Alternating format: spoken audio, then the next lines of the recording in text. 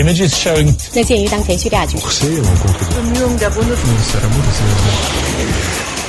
국제뉴스 한반도 정세를 한눈에 황준호의 월드 리뷰.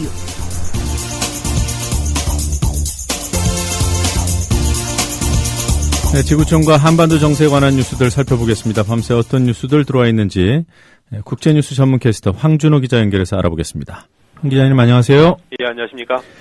네, 이 미국 연방정부 폐쇄 셧다운이 국가 채무 불이행 디폴트로까지 나아가는 게 아닌지 우리의 목소리가 커지고 있습니다. 미국 의회가 연방정부의 부채 상한선을 올리는 문제를 모레까지 합의하지 못하면 네. 미국이 디폴트, 국가 부도 위기에 빠지게 되는데요. 시한이 다가오면서 우려의 목소리가 커지고 있습니다. IMF의 라가르드 총재는 부채 한도를 늘리지 못하고 또 연방정부 폐쇄, 셧다운 문제를 해결하지 못하면 세계 경제가 혼란에 빠질 거라고 경고했습니다. 김용 세계은행 총재도 비슷한 말을 했는데요. 특히 개발도상국들에 대한 충격이 더 커진다는 점을 강조했습니다. 그리고 독일의 재무장관, 그리고 중국의 중앙은행, 인민은행 총재도 마찬가지 얘기를 했고요. JP모건 회장과 도이체방크 회장 같은 그런 국제 금융계 인사들은 자기네 은행들은 비상사태를 준비하고 있다고 밝혔습니다. 네. 자, 협상은 어떻게 돼가고 있습니까? 좋은 소식과 나쁜 소식이 번갈아서 들어오고 있는데요. 오늘 아침 현재까지는 좋은 소식이 들어오고 있는 국면입니다. 오바마 대통령의 백악관하고 야당이 장악한 하원 이 두 쪽은 입장차가 워낙 커가지고 협상을 일단 중단한 상태고요. 상원에서 민주당과 공화당의 대표들이 지금 돌파구를 찾고 있습니다. 현재 얘기되는 거는 12월 말까지 한시적으로 예산을 배정해서 정부의 문을 다시 열고 또 채무 한도도 일시적으로 올려서 국가 부도 사태를 막는 쪽으로 얘기가 모아지고 있는 것 같습니다.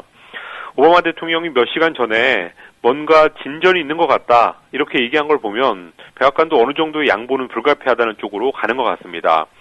그렇지만 결과적으로 시한폭탄의 시계를 조금 늦춰놓는 정도라고 한다면 여러 가지 우려를 얼마나 해소할 수 있을지는 의문입니다.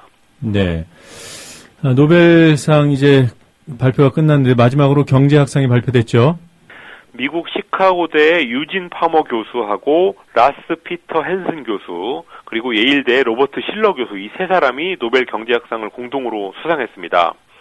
스웨덴 왕립과학원은 이 세 사람이 증권시장과 부동산 시장 같은 자산 시장에서 나타나는 모순된 현상의 원인을 규명했고 또 장기적으로 시장을 예측하는 방법을 한 차원 끌어올렸다는 것을 선정 이유로 밝혔습니다. 파마 교수 같은 경우는 자산 가격의 단기 예측은 어렵다라는 이론을 만들었고요. 그리고 실러 교수는 단기 예측은 어렵지만 3년에서 5년 장기 예측은 가능하다라는 연구 성과를 냈습니다. 그리고 헨슨이라는 사람은 이 앞에 두 사람의 이론을 수학적으로 뒷받침했으니까 결국은 비슷한 맥락의 이론을 가지고 있는 사람들입니다. 비판적인 시각도 있는 것 같은데요. 어떤 얘기가 나오고 있습니까? 예일대 실러 교수 같은 경우는 2008년 금융위기를 예고해서 유명했었고 또 위기가 터지니까 금융 부분에 문제가 있다는 점을 비판했었습니다. 그런데 그 문제를 해결하기 위해서라도 금융공학을 더 발전시켜야 된다라는 주장으로 나갔다는 점에서 결국은 월가적인 사고의 틀 여기에서 벗어나지 못했다는 점이 비판을 받는 포인트입니다. 그리고 시카고대의 파머 교수 같은 경우는 금융시장의 합리성을 상당히 강조하면서 거품은 있지도 않고 있을 수 없다라고 주장하는 사람인데요.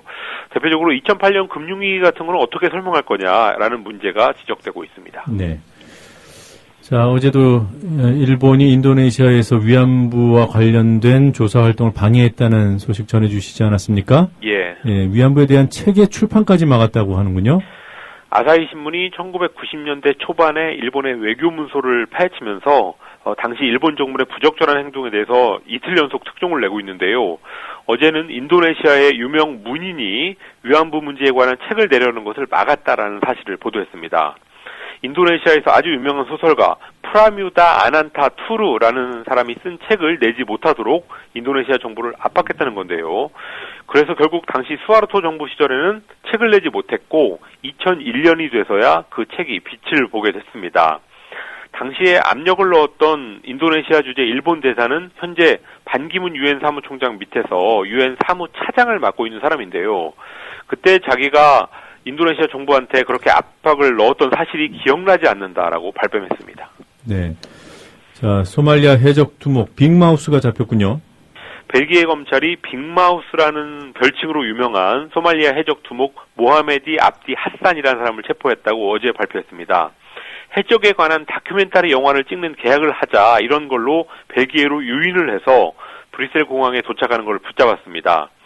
하산은 지난 1월에 해적 은퇴를 선언해서 당시에 외신에서 화제가 됐었는데요. 이번에 붙잡히게 되면서 최대 30년형을 받을 수 있는 상황에 놓이게 됐습니다. 네. 벨기에 검찰이 왜 체포에 나선 거죠? 2009년에 벨기에 배를 납치했었는데 그 일 예. 때문에 체포에 나섰습니다. 네. 그런데 이 사람은 우리 동원호가 2006년 4월에 납치돼서 117일 만에 풀려났었는데 그 사건하고도 관련이 있다는 혐의를 받고 있습니다. 최근 소말리아 해적들의 상황을 보면 여러 나라가 공조해서 이 해적을 소탕하는 작전을 하거나 아니면 개별 국가 차원에서 작전을 하면서 해적들의 공격이 전보다는 상당히 좀 줄어들었는데요.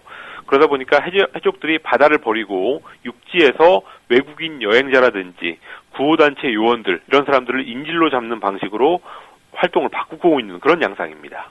해적이 좀 산적이 되는 건가요? 그런 것 같습니다. 자, 중국이 베트남과의 경제 협력을 강화하기로 했다는 소식도 전해주실까요? 리커창 중국 총리가 어제 베트남 총리를 만나서 새로운 사고로 양국 관계에 남아있는 유일한 역사적인 문제, 남중국해 분쟁을 해결하자라고 하면서 경제협력의 보따리를 풀어놨습니다. 예. 베트남에 필요한 사회 기반 시설을 건설을 하는데 중국이 돕겠다고 했고요. 또 금융위기에 대해서도 두 나라가 공동 대응하자고 했습니다. 네, 어떤 의미가 있는 겁니까? 이번 일은 중국, 베트남, 미국 이 삼각관계에서 의미를 찾아야 될 것 같은데요. 베트남은 미국하고 과거에 전쟁을 했지만 1995년에 수교를 하면서 친미국가가 됐습니다. 중국에서는 그렇게 베트남을 미국에 뺏긴 점에 대해서 내부적으로 반성하는 목소리도 있지만 남중국해 영유권 갈등이 있다 보니까 중국, 베트남 두 나라 사이가 안 좋았고 올 3월에는 중국 해군이 베트남 어선에다가 발포하는 일까지 있었습니다. 그런 상황을 미국이 적극적으로 활용하면서 베트남을 중국 포위의 핵심 거점으로 미국이 그동안 만들어왔는데요. 중국이 이번에 베트남한테 채찍 대신에 당근을 내놓게 되면서 미국도 베트남을 다시 놓치지 않으려고 할 것 같습니다. 과거에도 중국하고 베트남이 가까워졌다 멀어졌다를 반복했기 때문에 이번에 한번 가까워졌으니까 앞으로도 계속 그럴 거다 이렇게 보기는 조금 어렵지만 어쨌든 중국이 이번에는 상당히 적극적인 태도를 보이는 것만은 분명해 보입니다. 네. 프랑스 극우정당 국민전선이 정당 지지율 1위 차지했다는 소식 전해주시지 않았습니까? 예. 네, 실제 선거에서도 힘을 발휘하는 것 같아요. 프랑스 남동부의 브리뉴르라는 작은 도시에서 도의원 보궐선거가 있었는데요. 그저께 결선 투표를 했는데 국민전선의 후보가 53.9%를 받아서 낙승했습니다. 1차 투표 때 과반 당선자가 없어서 1, 2등끼리 붙는 결선 투표를 했는데요. 우파의 대중운동연합하고 좌파의 사회당이 힘을 합쳐서 우파의 후보를 밀었었는데 그게 극우파를 이기지 못했습니다. 2002년에 프랑스 대통령 선거하고 같은 구도였는데요. 그때 2002년에는 우파의 시라크하고 극우파의 르펜이 결선 투표에서 붙었는데 좌파 사회당이 최악은 피해야 된다라는 이유를 걸고 우파 시라크를 밀어줘서 대통령을 만들었었습니다. 그런데 이번에는 브리뉴르 선거에서는 극우파가 이 좌우파의 협력을 이기게 됐습니다. 예. 그래도 의미를 부여하기는 너무 작은 선거 아닌가요? 예, 뭐 그렇게도 볼 수 있을 것 같지만 그렇지만 브리뉴르라는 곳이 과거에 공산당 소속의 시장이 나올 정도로 좌파 성향이 강했던 데였는데 격세지감을 느낄 만한 결과가 나오면서 주목을 받고 있습니다. 여기가 광산 도시라서 과거에 이민자들을 광부로 많이 받으려고 이민자들을 많이 받았었는데 이게 1980년대 들어서 폐광이 늘어나면서 이제는 이민자들 때문에 실업이 늘고 일자리를 뺏기고 있다. 이런 인식이 커지면서 이민자들한테 적대적인 분위기가 많이 있다고 합니다. 이거는 프랑스 전체라든지 또 유럽 전체의 흐름하고 상당히 닮아있는 흐름이라서 작지만 의미 있는 선거가 아닌가 싶습니다. 네. 자, 오늘도 다양한 소식 잘 들었습니다. 감사합니다. 고맙습니다.